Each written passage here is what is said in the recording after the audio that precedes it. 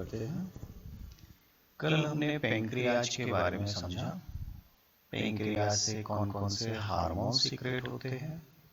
हमने Iceland of Langerhans के बारे में पढ़ा, जहाँ पे अल्फा सेल, बीटा सेल और गामा सेल मौजूद होती है।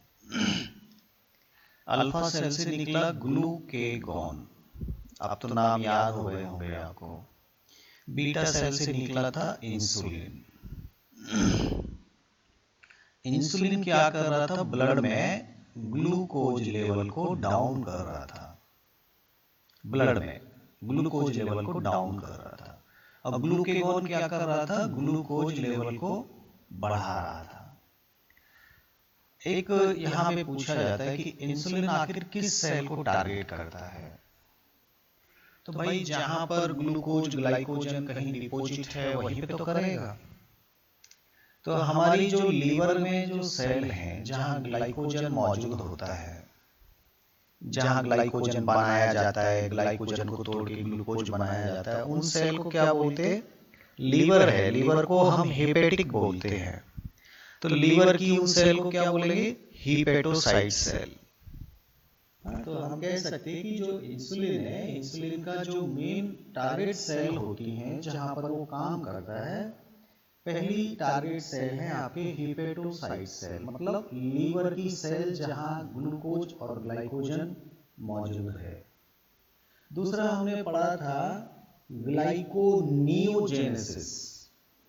नियोजेनेसिस बोले तो प्रोटीन या फैट को तोड़कर उससे भी ग्लूकोज बनाया जाता है कई बार। ग्लूकोज जब बनाना है, ग्लाइकोजन खास तौर पे जो आपका ग्लूकेगॉन हार्मोन है, नई नई चीजों से भी ग्लूकोज बनाएगा। तो वहां पर खास तौर पे जो फैट हमारा डिपॉजिट होता है, फैट हमारा डिपॉजिट होता है एडिपोज टिश्यू में। तो एडिपोज की जो सेल हैं उनको भी टारगेट करते हैं ये हार्मोन, और उन सेल को बोलते हैं एडिपोसाइट। एडिपोसाइट, ठीक है। तो ये दो सेल आप कंफ्यूज नहीं होना कि सर ये क्या है। एक्चुअली एडिपोज टिश्यू की जो सेल है उनको एडिपोसाइट कहते हैं, लीवर की जो सेल है उनको हिपेटोसाइट सेल कहते हैं। और इस तरह से ये कल हमारा काम पूरा हो गया, पैंक्रियाज कंप्लीट हो गया। Diabetes mellitus due to the low secretion of insulin, ठीक है। आज हम बात करेंगे टेस्टिस। तो टेस्टिस और ओवरी ये दोनों के दोनों गोनेड्स कहलाते हैं, और दोनों का फंक्शन कंट्रोल होता है गोनेडोट्रोपिन्स के कंट्रोल में। गोनेडोट्रोपिन्स कहां से निकलते हैं? अगर हम बात करते हैं टेस्टिस और ओवरी, ये दोनों ही गोनेड्स कहलाते हैं। दोनों को क्या बोलते हैं? गोनेड्स, ठीक है। इनको कंट्रोल करता है हमारा पिट्यूटरी ग्लैंड का हार्मोन, और उनको बोलते हैं गोनेडोट्रोपिन्स हार्मोन। गोनेडोट्रोपिन्स हार्मोन इनको कंट्रोल करता है। गोनेडोट्रोपिन्स हार्मोन में कौन कौन से हार्मोन आते हैं? एक आता है LH और एक आता है FSH। अब पिट्यूटरी इन हार्मोन को कितना बनाए, LH और FSH को कितना बनाए, ये कंट्रोल होता है हाइपोथैलेमस से। हाइपोथैलेमस से आपको याद हो गया होगा। तो हाइपोथैलेमस एक हार्मोन निकालता है, एक्चुअली कुछ फैक्टर निकालता है, GnRH, गोनेडोट्रोपिन्स रिलीजिंग हार्मोन। वो कितने निकले, उससे पिट्यूटरी कितना LH और FSH बनाएगा ये कंट्रोल होगा, और कितना LH और FSH बना उससे आपके गोनेड्स कंट्रोल होंगे। और गोनेड्स गैमीट बनाने का काम तो करते ही हैं, गैमीट्स तो बनाएंगे बनाएंगे, साथ ही साथ इन दोनों ऑर्गन से हार्मोन भी सीक्रेट होते हैं। इसका मतलब ये भी एंडोक्राइन ग्लैंड के जैसे काम भी करते हैं। दो काम हो गए इनके, गैमीट बनाना और हार्मोन भी बनाना। अब टेस्टिस कौन कौन से हार्मोन बनाता है? एक्चुअली ग्रुप ऑफ हार्मोन बनाता है, ग्रुप ऑफ हार्मोन बनाता है टेस्टिस। ऐसा नहीं है कि एक सिंगल हार्मोन ही बनाता है, लेकिन इनमें से ग्रुप ऑफ हार्मोन, इनको हम बोलते हैं एंड्रोजन। ग्रुप ऑफ हार्मोन को क्या बोलते हैं? एंड्रोजन। और इन एंड्रोजन में सबसे इंपॉर्टेंट जो हार्मोन है, सबसे इंपॉर्टेंट जो हार्मोन है, उसका नाम है टेस्टोस्टेरोन हार्मोन। उस हार्मोन का नाम क्या है? Testosterone hormone. ध्यान देना, androgen, androgen are the group of hormone released from the testis. एक जनरल भाषा में, जैसे ऑक्सीजन हमने बोल दिया था प्लांट में, ऐसे ही हम टेस्टिस से निकलने वाले सभी हार्मोन्स को एंड्रोजन कह देते हैं। और उन एंड्रोजन में जो एक इंपॉर्टेंट हार्मोन है, उसका नाम है टेस्टोस्टेरोन हार्मोन। अब टेस्टोस्टेरोन में TEST आपको दिख रहा है, मतलब टेस्टिस से रिलीज होता है। ये याद हो जाना चाहिए आपको। टेस्टिस से रिलीज होने वाला स्टीरॉयड टाइप का हार्मोन है। अभी हम टाइप ऑफ हार्मोन बात करेंगे। कुछ हार्मोन प्रोटीन के होते हैं और कुछ कोलेस्ट्रॉल के डेरिवेटिव होते हैं, स्टीरॉयड हार्मोन होते हैं। दो तरह के हार्मोन होंगे, या तो प्रोटीन के या फिर स्टीरॉयड हार्मोन। हालांकि प्रोटीन में ही कुछ एक अमीनो एसिड टाइप का भी है, तो ये एक्चुअली दो तरह के हार्मोन होते हैं केमिकल नेचर के आधार पे, उनको बाद में डिस्कस करेंगे। फिलहाल हम बात कर रहे हैं कि टेस्टिस से कौन सा हार्मोन निकलता है? टेस्टोस्टेरोन। अब सवाल ये आता है कि टेस्टिस में टेस्टोस्टेरोन निकलता कहां से है, कौन बनाता है? तो इसके लिए थोड़ा टेस्टिस का एक हल्का सा आपको, चूंकि सिलेबस में तो नहीं है, फिर भी एक देखना पड़ेगा कि कहां क्या क्या चीज होता है टेस्टिस में। देखिए, मेल के अंदर दो टेस्टिस होते हैं, स्क्रोटम में लोकेटेड होते हैं। ये आपने क्लास 10 से ही पढ़ा हुआ है। मैं यहां पर एक टेस्टिस की बात कर रहा हूं, ठीक है। इसके अंदर बहुत सारे कंपार्टमेंट होते हैं इस तरह से। मैं एक जनरल आपको बस समझा रहा हूं, ज्यादा डिटेल क्लास 12 में पढ़ेंगे, ठीक है। और इनके अंदर यहां पर छोटी छोटी ये ट्यूब होती है, इस तरह की ये ट्यूब जैसी स्ट्रक्चर होती है, जिन्हें हम बोलते हैं सेमिफेरस ट्यूब्यूल। ये ट्यूब है और ये अपना सीक्रेशन एक पाइप के माध्यम से यहां पर मौजूद एक बड़े पाइप में रिलीज करती है। यहां पर एक बड़ा पाइप है और इस पाइप से ये पूरा सब इस तरह का निकलता है, ठीक है। तो यहां पर मैंने एक ट्यूब बनाई है और ट्यूब के अंदर गैमीट बनेंगे और वो गैमीट यहां पर इस ट्यूब से होते हुए टेस्टिस से बाहर आ जाएंगे, ऐसे। अब हर एक चेंबर में, देखिए ये अपने आप में एक चेंबर हो गया। इस चेंबर में 2 से 3 इस तरह की ट्यूब पाई जाती हैं, जिन्हें बोल रहे हैं हम सेमिफेरस ट्यूब्यूल। अब ये भी आके इसमें खुलेगी।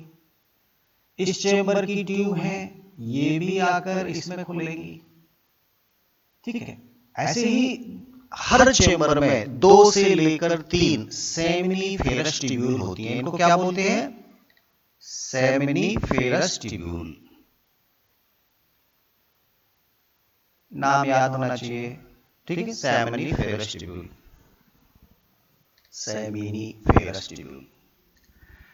अब जब इस सेमिफेरस ट्यूब्यूल को हमने देखा, तो इसकी जो ट्यूब की दीवारें हैं, ये जो सेल हैं, ये यहां पर ध्यान देना, एक ट्यूब्यूल में अगर यहां पे बना देता हूं, ये एक ट्यूब्यूल है, तो इस ट्यूब्यूल की ये कुछ सेल है जो यहां पर मौजूद हैं। ये अलग अलग टाइप की सेल है, ठीक है। Very good.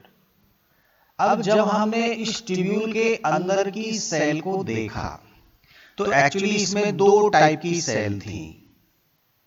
इसमें 2 टाइप की सेल थी जो इसकी दीवारों को बना रही हैं। अब शायद आपको 2 टाइप की सेल दिखाई दे रही होंगी,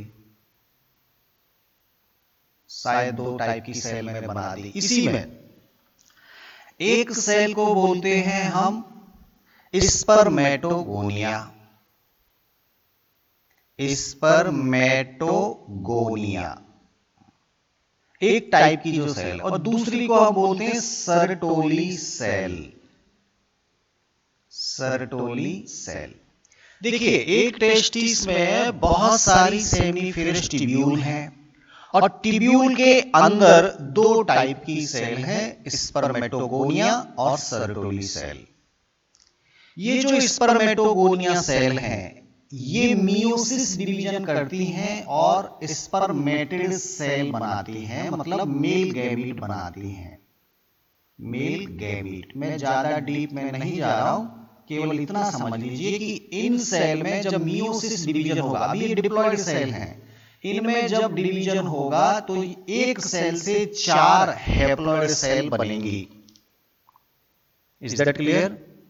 तो हैप्लॉयड सेल कहां बनेगी? हैप्लॉयड सेल इसके अंदर बनेंगी, यहां पर ये इनमें डिवीजन होने से बन रही हैं, और ये सेल ही मूव करके फिर इसमें आएंगी और फिर ये निकलेंगी यहां से ऐसे करके। ठीक है, चलिए अब इससे मान लीजिए इस सेल से ये 4 सेल बन गई, इस वाली सेल से डिवीजन होके मियोसिस होके 4 सेल बन गई। ये सेल हैप्लॉयड हैं, एक्चुअली ये ही स्पर्म बनाएंगी, मेल गैमीट बनाएंगी, लेकिन इनको न्यूट्रिशन देने का काम ये सर्टोली सेल करेगी। सर्टोली सेल यहाँ पे आ जाएंगी, इनमें भी डिवीजन होगा तो ये सर्टोली सेल है, और सर्टोली सेल इनको न्यूट्रिशन प्रोवाइड करेंगी। सर्टोली सेल का काम क्या है? जो मेल गैमीट अंदर बन रहे हैं उनको न्यूट्रिशन देने का काम करती हैं। साथ ही साथ उन सेल को, ये मान लीजिए अभी हैप्लॉयड सेल है, जब सर्टोली सेल यहाँ पे आ जाएगी तो इसको न्यूट्रिशन जाना शुरू हो जाएगा, और धीरे धीरे ये सेल एक स्पर्मेटोजोआ या मेल गैमीट में कन्वर्ट हो जाएगा इस तरह से, और ये सर्टोली सेल इसको खाना दे रहा है, ये सर्टोली सेल खाना दे रहा है। मतलब ये एक सेल कैसे एक मेल गैमीट में चेंज होती है, ये डिफरेंशिएशन के लिए भी जिम्मेदार है। एक सेल को इसने मॉडिफाइड कर दिया, उसको एक स्पर्मेटोजोआ में कन्वर्ट कर दिया। ये सर्टोली सेल का ही काम है, उसको इतना न्यूट्रिशन दे देती है कि वो सेल एक मेल गैमीट में कन्वर्ट हो जाता है। तो न्यूट्रिशन एंड सेल डिफरेंशिएशन दो फंक्शन हो गए सर्टोली सेल के, और इस स्पर्मेटोगोनिया का काम हो गया मेल गैमीट बनाना। तो भाई अभी वो टेस्टोस्टेरोन कहां से निकला वो तो पता ही नहीं चला, ये तो ठीक है गैमीट बन गया इनके अंदर। अब आप थोड़ा सा देखिए यहां पे जो स्पेस है, ये वाला जो बीच का जो स्पेस है, ये जो स्पेस है बिटवीन द सेमिनिफेरस ट्यूब्यूल, ये जो स्पेस है, इस स्पेस में ब्लड कैपिलरीज का डेंस नेटवर्क पाया जाता है, और उन्हीं के बीच बीच में छोटी छोटी इस तरह की सेल मौजूद है। यहां पर ये सेल मौजूद है। इस स्पेस को बोलते इंटरस्टीलियल स्पेस, मतलब आउटसाइड द सेमिनिफेरस ट्यूब्यूल जो स्पेस है, outside of the seminiferous tubule जो स्पेस है, उस स्पेस में कुछ स्पेशल सेल हैं जिन्हें बोलते हैं लेडिंग सेल।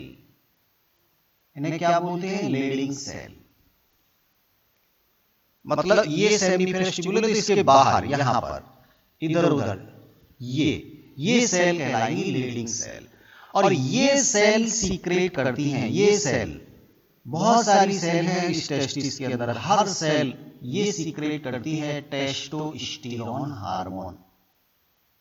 खासतौर पे अगर मैं टेस्टोस्टेरोन ना कहकर एंड्रोजन बोलता तो ज्यादा ठीक था। Androgen actually group of hormone बनाती हैं लीडिंग सेल। ध्यान देना, लीडिंग सेल का काम है हार्मोन बनाना, और सर्टोली सेल का काम है मेल गैमीट को न्यूट्रिशन देना। तो ये हार्मोन यहां बनता है, ठीक है। अब ये हार्मोन काम क्या करता है? टेस्टोस्टेरोन हार्मोन इस सेमिनिफेरस ट्यूब्यूल के अंदर जो गैमीट बन रहे हैं, जो डिवीजन हो रहे हैं, मियोसिस हो रहे हैं, उनको कंट्रोल करता है। मतलब मेल गैमीटोजेनेसिस, मेल गैमीट का बनना, गैमीटोजेनेसिस, जेनेसिस का मतलब बनना, जेनरेट करना, गैमीट जेनरेट करना। Male gametogenesis process is controlled by the testosterone hormone. Testis के हार्मोन के फंक्शन।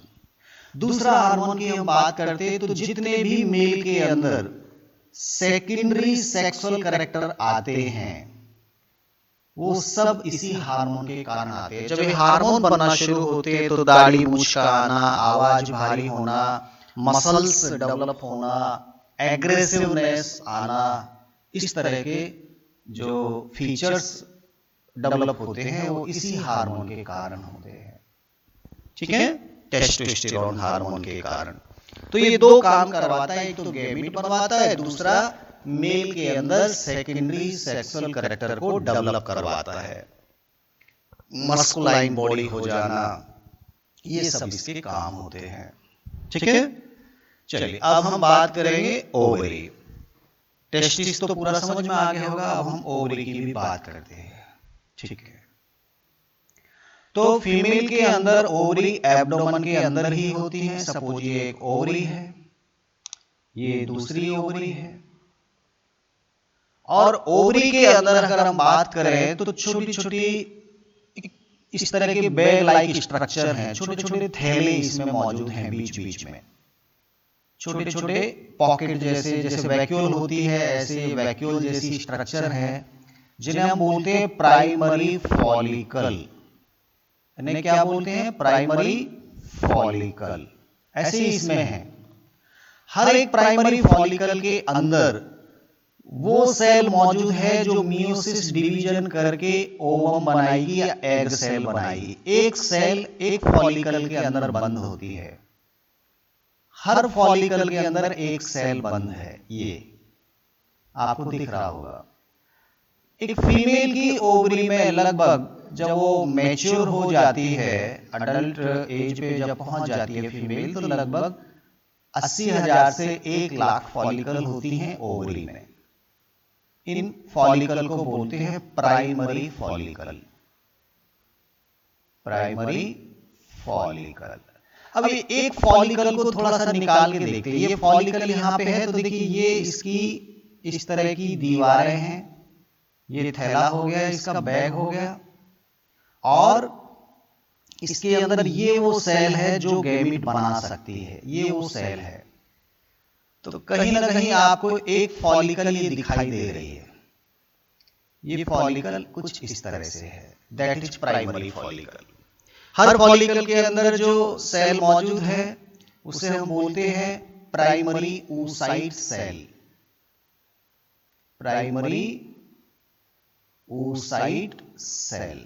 ये क्लास 12 में आप जा रहे हैं, इसलिए मैं थोड़ा सा शॉर्ट करूंगा यहाँ पे। अभी इतना जानने की जरूरत नहीं है, मैं केवल फॉलिकल आपको समझाना चाह रहा था। ठीक है, तो बहुत सारी फॉलिकल यहाँ पे भी है, बहुत सारी फॉलिकल यहाँ पे भी है। हर फॉलिकल के अंदर वो सेल मौजूद है जो मियोसिस डिवीजन करके एग सेल बनाएगी। हर फॉलिकल के अंदर बंद है वो सेल। और ये जो बीच का जो पार्ट है, ये जो बीच का जो पार्ट है, ये स्ट्रोमा कहलाता है। ये जो बीच में इस तरह का कुछ और सेल ही होंगी, यहाँ पे सेल होंगी, कुछ कनेक्टिव टिश्यू होंगे, ब्लड सर्कुलेशन होगा, ब्लड कैपिलरीज का डेंस नेटवर्क यहाँ पे होगा। ये पूरा पार्ट आपका स्ट्रोमा कहलाता है। ठीक है, ये तो कोई खास इंपॉर्टेंट नहीं है, कुल मिला के हमको तो फॉलिकल पे फोकस करना है।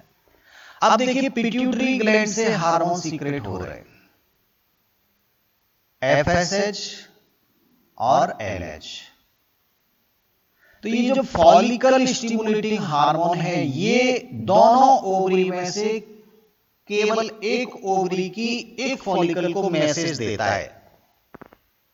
ध्यान देना, ये बड़ा बहुत ही ज्यादा हाईली कोऑर्डिनेटेड फंक्शन है यहाँ पे हार्मोन्स का, पिट्यूटरी ग्लैंड का। ह्यूमन बींग्स के अंदर अगर हम बात करते हैं तो पिट्यूटरी ग्लैंड से सीक्रेट होने वाला हार्मोन, स्पेशली FSH हार्मोन, ये दोनों ओवरी में से कोई भी एक ओवरी की केवल एक फॉलिकल को स्टिमुलेट करता है। सपोज इस फॉलिकल को ये हार्मोन ने स्टिमुलेट कर दिया, और स्टिमुलेट किया बोले तो इस फॉलिकल को ग्रोथ करने का ऑर्डर मिल गया, और ये फॉलिकल अब ग्रोथ करना शुरू करती है। ये फॉलिकल ग्रोथ करती है तो फॉलिकल की जो दीवार की सेल है वो लगातार डिवीजन करती है, डिवीजन करती है, ये खूब सारा थिक हो जाती है। इस तरह से ये दीवारें केवल फॉलिकल डेवलप कर रही है, ध्यान देना, केवल फॉलिकल डेवलप कर रही है इस तरह से। अभी बहुत सारी सेल बढ़ती जा रही हैं, और इसके अंदर मौजूद है आपकी वो सेल जो एग सेल बनाएगी। तो इस तरह से एक प्राइमरी फॉलिकल थी, वो सेकेंडरी फॉलिकल, फिर टर्शियरी फॉलिकल, फिर ग्रेवियन फॉलिकल में कन्वर्ट हो जाती है। ग्रेवियन फॉलिकल मतलब जैसे जैसे बढ़ती जाएगी प्राइमरी से सेकेंडरी, सेकेंडरी से टर्शियरी, टर्शियरी से ग्रेवियन फॉलिकल बनती है फाइनली। तो फॉलिकल का डेवलपमेंट हो रहा है due to the presence of follicle stimulating hormone. ये हार्मोन ये कर रहा है। अब ये ग्रेवियन फॉलिकल क्या हो गई, ये बहुत बड़ी सेल हो गई, ये फॉलिकल हो गई, इस तरह से ये फॉलिकल हो गई, और इसमें जो अंदर एक डिप्लॉइड सेल थी वो अपना मियोसिस डिवीजन कर लेती है। ये जो अंदर की सेल है ये एक सेल से दो सेल बनाती है, और दूसरी सेल तो केवल न्यूक्लियस बनता है, उसका साइटोप्लाज्म भी नहीं बनता, उसको पोलर बॉडी बोलते हैं। कुल मिला के एक सेल बची रहेगी, दूसरी तो यहां डिजेनरेट हो जाती है। अब इसका मियोसिस फर्स्ट कंप्लीट हो गया। यहां पहले कौन थी, प्राइमरी oocyte सेल। अब हम इसको ओवम कहना शुरू कर देते हैं। ग्रेवियन फॉलिकल के अंदर ओवम होता है, ठीक है, या हम इसको सेकेंडरी oocyte सेल भी कह सकते हैं। सेकेंडरी oocyte सेल ग्रेवियन फॉलिकल में सेकेंडरी रहेगी, बाकी टर्शियरी, सेकेंडरी, प्राइमरी, इन सब के अंदर प्राइमरी oocyte सेल रहेगी। इसीलिए इसका नाम बस बदल दिया, ग्रेवियन फॉलिकल कर दिया है, तो वही फॉलिकल। अब सवाल ये आता है कि ओवरी का ईस्ट्रोजन हार्मोन कहां से निकलता है। देखिए ओवरी से अब ईस्ट्रोजन हार्मोन सीक्रेट होने वाला है। हम ये सीक्रेट होता ही रहता है, ईस्ट्रोजन निकलता कहां से वो देखिए। ये हार्मोन निकलता है इन फॉलिकल की सेल के द्वारा। ये फॉलिकल की सेल जो है ये हार्मोन बनाती है ईस्ट्रोजन। अब यहां पर देखिए ये जितनी भी फॉलिकल है, प्राइमरी फॉलिकल है, तो मतलब बहुत ही लो सीक्रेशन रहेगा, क्योंकि फॉलिकल इतना डेवलप नहीं है कि वो ईस्ट्रोजन बनाए। बहुत कम निकलता रहता है हमेशा, ईस्ट्रोजन का लेवल कभी 0 नहीं होता। लेकिन जैसे जैसे वो एक फॉलिकल डेवलप करना शुरू करेगी, तो ये फॉलिकल की जो सेल हैं ये ईस्ट्रोजन हार्मोन बनाना शुरू करती हैं। जैसे जैसे ये फॉलिकल बढ़ती जाएगी, ईस्ट्रोजन का हार्मोन का लेवल बढ़ता जाएगा फीमेल के अंदर।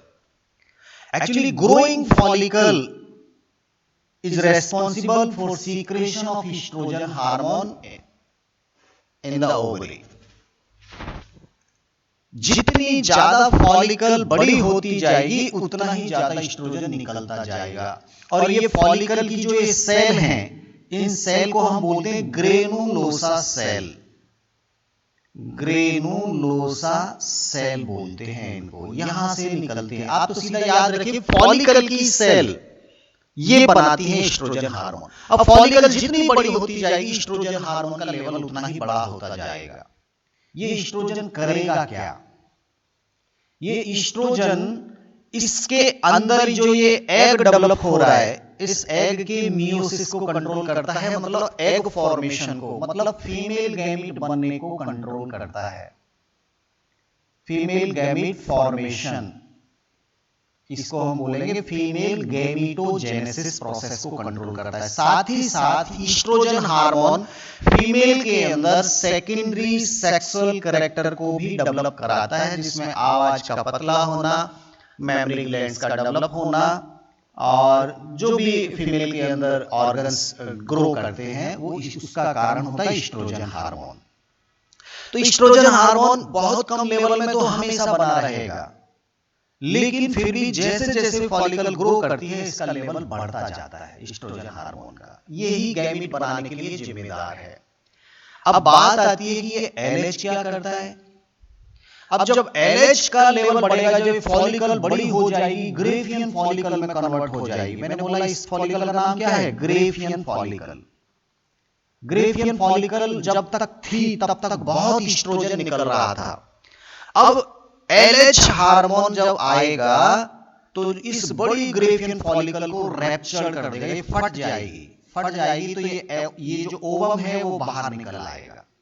सपोज यहां से ये फॉलिकल फट गई तो ये एग बाहर आ गया और ये फैलोपियन ट्यूब इसको कलेक्ट करके ले जाएगी। अब बची कुची फॉलिकल यहां पे मैं अगर इसको बताऊं, अब ये जो फॉलिकल थी जो अभी फट गई है, इसका ओवम बाहर निकल गया है। अब ये केवल छिलका जैसा रह गया इस तरह से, ये केवल इस तरह से एक छिलका जैसा रह गया। ये इसका ओवम निकल के बाहर चला गया, ओवम निकल के ये बाहर आ गया। तो ग्रेवियन फॉलिकल में रैप्चर्ड क्यों हुआ, क्यों फटी, ओवम बाहर क्यों आया? Due to the LH। Luteinizing hormone जब पिट्यूटरी से आना शुरू हो जाएगा तो ये फॉलिकल फट जाती है और ओवम बाहर निकल जाता है। इस प्रोसेस को बोलते हैं ओव्यूलेशन। ओव्यूलेशन के लिए जिम्मेदार है LH हार्मोन जो पिट्यूटरी से निकलता है। FSH ने तो फॉलिकल बढ़ा दी, ग्रो करवाया फॉलिकल को।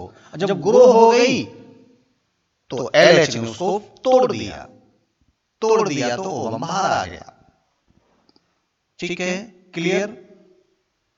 अब जब ये रैप्चर्ड फॉलिकल बनी तो इसकी सेल अपने आप को अब मॉडिफाइड करना शुरू कर देंगी और ये भी अब एक दूसरा हार्मोन बनाना शुरू कर देंगी। इसको अब हम बोलते हैं कॉर्पस ल्यूटियम। इसको क्या बोलते हैं? Corpus luteum. अब ये ग्रेवियन फॉलिकल ना होकर कॉर्पस ल्यूटियम कहलाएगी और इससे अब पहले ये ईस्ट्रोजन हार्मोन बना रहा था। ध्यान देना, ये पार्ट पहले ईस्ट्रोजन बना रहा था।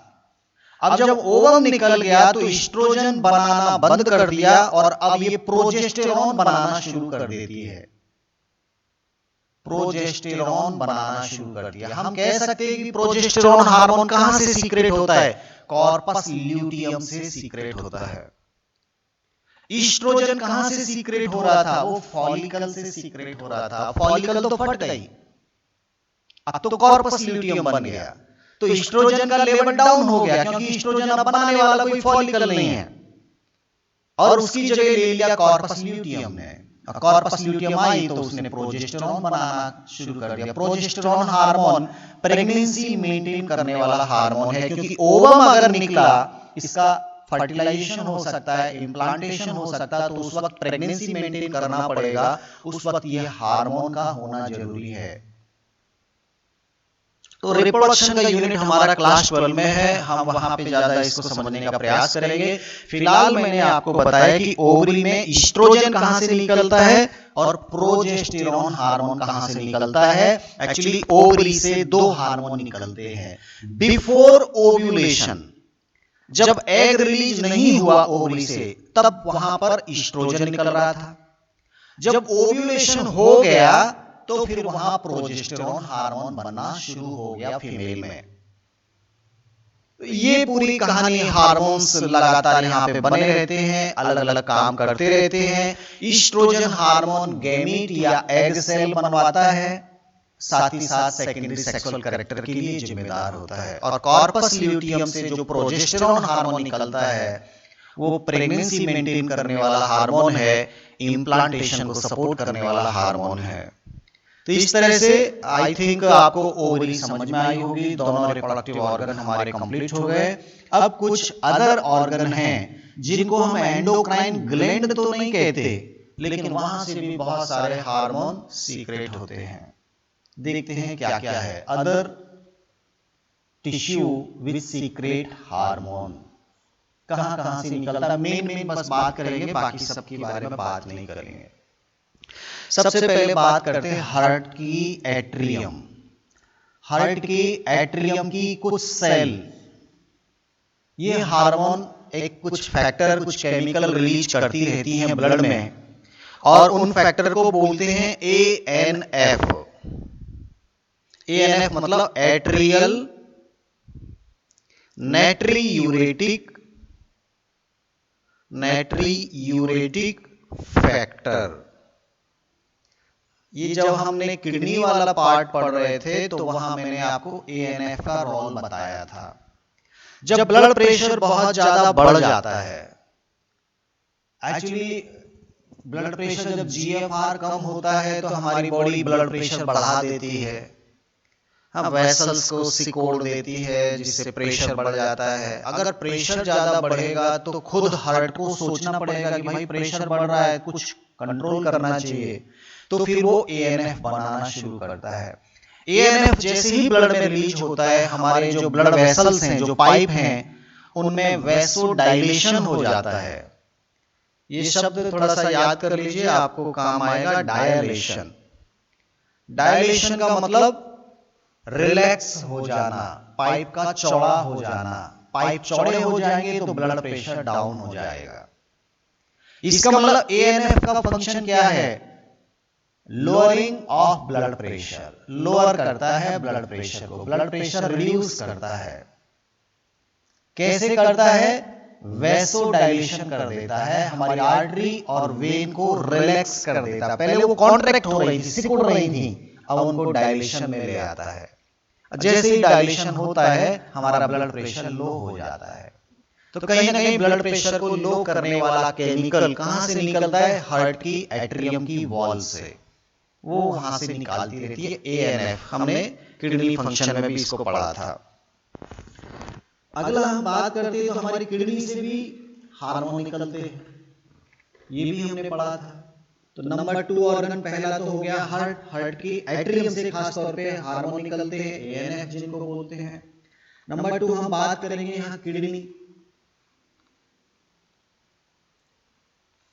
किडनी से भी हमने वहां पढ़ा था जेजीए, याद आ रहा है आपको? किडनी जेजीए, जक्स्टा ग्लोमेरुलर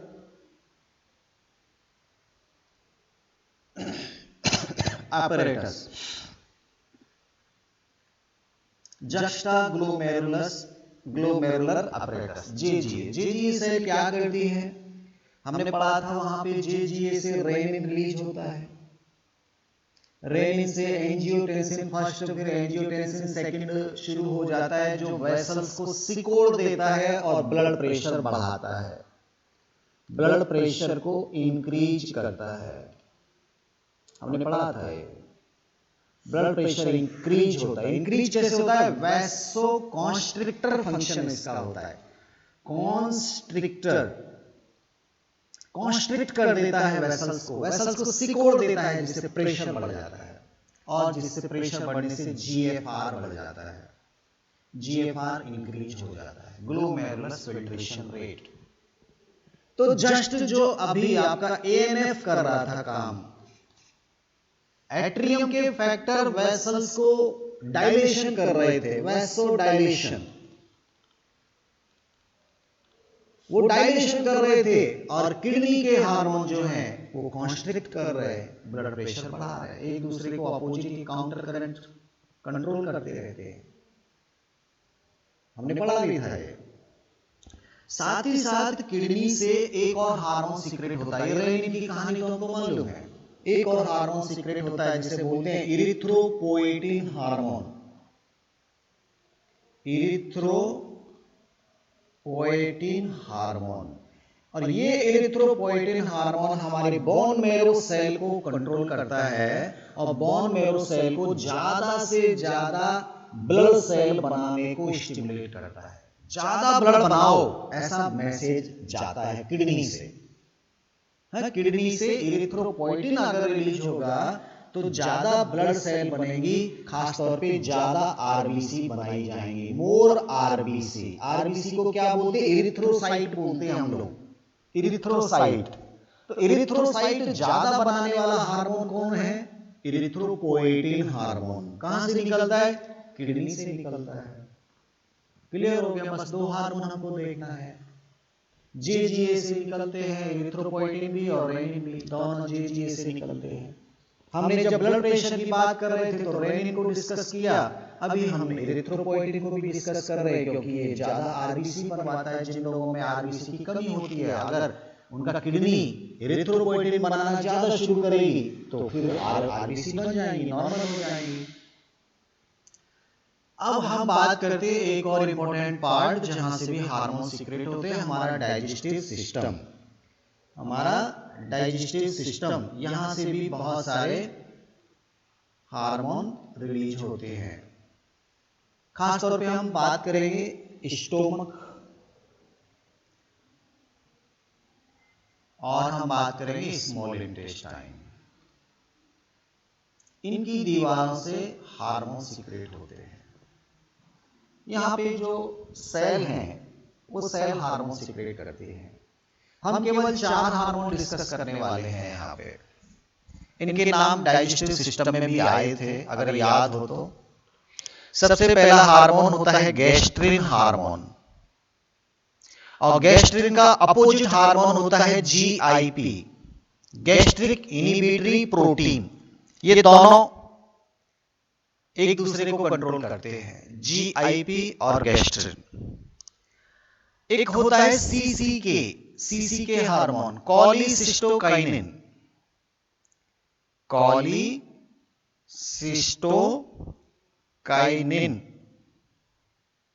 कॉलीसिस्टोकाइनिन सीसीके के नाम से फेमस है, सीसीके कॉलीसिस्टोकाइनिन। और एक होता है सीक्रेटिन, सीक्रेटिन हार्मोन। बस 4 नाम याद हो गए, सीसीके और सीक्रेटिन, गैस्ट्रिन और जीआईपी। देखिए, स्टोमक की दीवारों से हाइड्रोक्लोरिक एसिड कितना निकलना चाहिए ये कौन कंट्रोल करेगा? जैसे ही फूड आता है स्टोमक में, हाइड्रोक्लोरिक एसिड बनना शुरू हो जाता है, और जब फूड वहां से निकल जाता है तो हाइड्रोक्लोरिक एसिड निकलना बंद हो जाता है। ये कौन कंट्रोल कर रहा है? एक्चुअली ये कंट्रोल एंड कोऑर्डिनेशन का काम इन हार्मोन्स का है। ये हार्मोन्स हैं जो ये सब पूरा कंट्रोल कर रहे हैं। Gastrin hormone will give message to release hydrochloric acid. Gastrin hormone gastric juice release करवाता है जो स्टोमक की दीवारों से निकलता है। और जब ये फूड आगे बढ़ जाता है, अब हमको हाइड्रोक्लोरिक एसिड बनाने की जरूरत नहीं है, तब जीआईपी सीक्रेट हो जाता है जो गैस्ट्रिन को इनिबिट करता है। गैस्ट्रिक इनिबिटरी प्रोटीन, एक्चुअली कुछ प्रोटीन टाइप का हार्मोन है, पेप्टाइड हार्मोन है वो, तो इसको बोलते हैं गैस्ट्रिक इनिबिटरी। जब फूड आया तो गैस्ट्रिन रिलीज हो गया, जब फूड चला गया तो जीआईपी रिलीज हो गया और हाइड्रोक्लोरिक एसिड का बनना बंद हो जाता है। ठीक है, ऐसे इधर की बात करें, कॉलीसिस्टोकाइनिन, ये इंपॉर्टेंट है क्योंकि ये जब गॉल ब्लैडर में बाइल जूस रखा है, उधर पैंक्रियाज में पैंक्रियाटिक जूस रखा है, तो ये कितना निकलना है? जब फूड आएगा तभी तो निकालना है, कि 24 आवर थोड़ी निकालना है। जब फूड ड्यूडेनियम से होके गुजरता है तब फिर लीवर का बाइल जूस और पैंक्रियाज का पैंक्रियाटिक जूस सीक्रेट होना शुरू होता है। क्यों शुरू होता है? क्योंकि वहां से मैसेज लेके जाता है कॉलीसिस्टोकाइनिन। ये बोलता है कि भैया फूड आना शुरू हो गया स्टोमक से, अब तुम अपना सीक्रेशन देना शुरू करो। तो CCK is responsible for secretion of bile juice as well as secretion of pancreatic juice, so that digestion process can be completed in the small intestine. तो सीसीके कॉलीसिस्टोकाइनिन। एक है सीक्रेटिन, एक्चुअली ये सीक्रेटिन हमारी स्मॉल इंटेस्टाइन की दीवारों से भी कुछ हार्मोन सीक्रेट होते हैं। वहां क्रिप्स ऑफ लिवर कोहेन, हाँ, इस तरह का वहां पे सीक्रेशन होता है स्मॉल इंटेस्टाइन।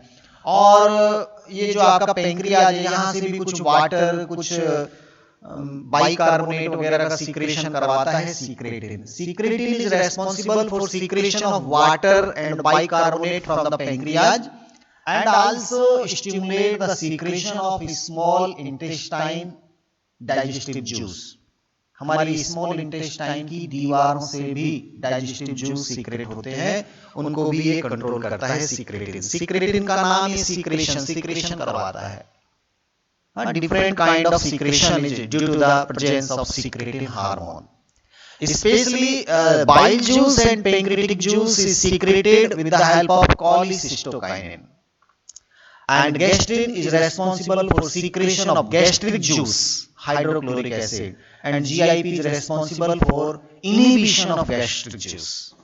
तो इस तरह से 4 मैंने आपको अलग बताए। इनके अलावा हमारी बॉडी में ऐसी बहुत सारी सेल हैं जहां से कुछ ना कुछ अमाउंट में फैक्टर रिलीज होते रहते हैं जो कंट्रोल और कोऑर्डिनेशन का काम करते रहते हैं। हमारी बॉडी के डिफरेंट टिश्यू में ग्रोथ के लिए जिम्मेदार फैक्टर रिलीज करने वाली सेल भी होती हैं, इसलिए हमारी पूरी body overall growth and development करती है। So that we can say in our body there is nervous tissue, there are endocrine glands, and these chemicals and nervous system, these are responsible for control and coordination of our body. Any disturbance in these two part, कुछ भी अगर इनमें गड़बड़ होता है तो हमारी body का कंट्रोल एंड कोऑर्डिनेशन खत्म हो जाता है, खराब हो जाता है, डिस्टर्ब हो जाता है, जिससे हम लोग एबनॉर्मल फील करते हैं। तो ये केमिकल बैलेंस जब तक हमारे बॉडी में बना है, जब तक हमारे बॉडी की कंसंट्रेशन, बॉडी का टेम्परेचर, बॉडी के हार्मोन्स, बॉडी का नर्वस सिस्टम जब तक फिट है, हमारा बॉडी फिट है। इनमें कुछ भी प्रॉब्लम होता है, हमारा पूरी बॉडी प्रभावित होता है। मुझे लग रहा है कि आज बहुत सारे नए नए नाम आपको सुनने को मिले, आपको बायोलॉजी के नाम सुनने में अच्छा लगा होगा। ठीक है, तो आज की क्लास यहाँ पे हम